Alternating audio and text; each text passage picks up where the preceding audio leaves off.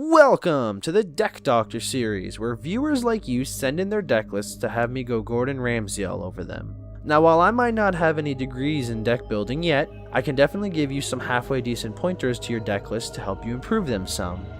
Today's deck list has been sent in by viewer Stephen L. What we have here is a Meren of Clan Nel Toth Commander deck.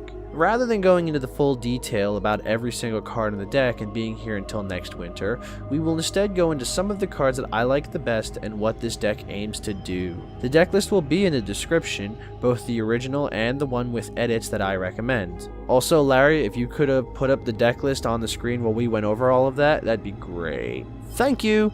And if you enjoy this video and like to see more, you can hit that like button down below to let us know. It makes me feel like I'm a little bit better at Magic than I really am. So getting into this deck, Meren's ability benefits when creatures go to the graveyard. The more creatures die, the more experience counters we get, and the stronger Meren's influence will get. Even if we have no counters, we still can get cards from our graveyards back to our hands, so as we get more counters, we can get bigger cards back onto the battlefield. So one of the best things this deck can do is make things die. And die some more. That might make for a good metal album, someone get on that. But this deck features cards that have powerful abilities that make sack fodder.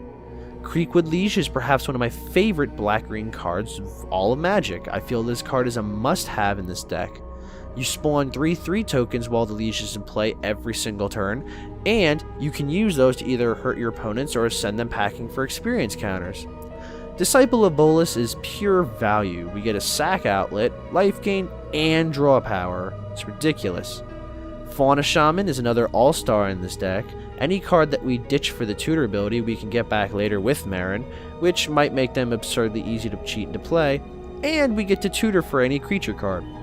This can be used as an engine to put things into the graveyard to return to the field later. Mikaeus the Unhallowed is an amazing inclusion as it lets anything that dies that isn't a human able to come back even stronger.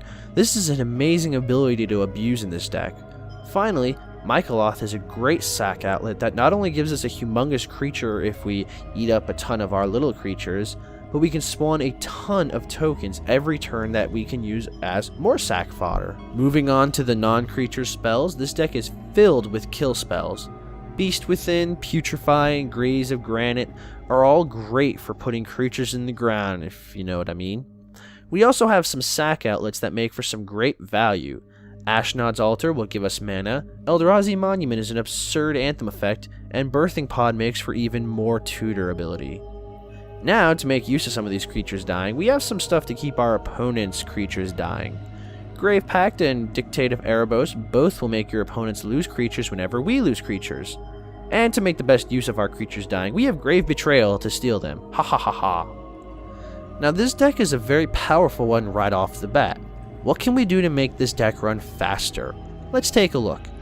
Some Mana Dorks would be great for some early game momentum boosters.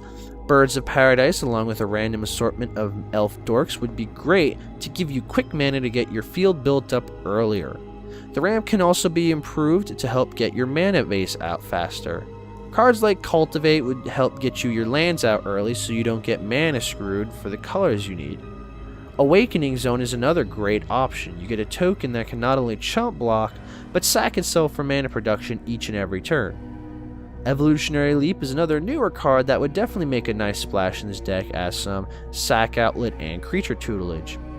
Blood Artist would sting an opponent with every creature that dies, which in this deck your opponent's basically getting a wasp swarm. Champion of Stray Souls is a beautiful way to stockpile a ton of counters quickly and abuse some of those enter the battlefield abilities.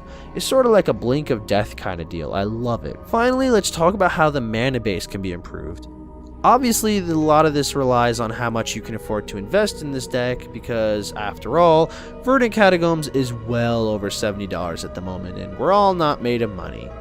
But on the subject of fetch lands, some of the fetches from the Khans block are primed to snatch up now, and I would definitely recommend at least 2 of these that can go for either swamps or forests to help get your mana smoothed out. Overgrown Tomb and Woodland Cemetery are also great must-haves. Urborg, Tomb of Yawgmoth is great to make all of your lands into swamps, along with whatever types they were beforehand, and Reliquary Tower helps keep your hand intact should you somehow end up drawing a ton of cards. Of course, these are all merely suggestions. With Meren, you have a wide variety of strategies that you can go with. The strategy we discussed today focused on a more fun-oriented, straightforward graveyard shenanigans, filling your catacombs and returning your creatures to the battlefield over and over. The build we discussed in this video can make for a very fun deck that can easily handle any board wipes that we deal with. Heck, if we could splurge for it, Damnation would be lovely for this deck. Nevertheless, I hope you enjoyed this episode of Deck Doctor. Leave your comments down below with how you would improve this deck. Let's give it as much feedback as we can. If you would be interested in having your deck featured on this series in a future episode, feel free to send us your deck lists, along with any strategies or limitations you have in building. Finally, if you're new to the channel, I welcome you and hope you consider becoming a subscriber today. And with that, I'll see you next video.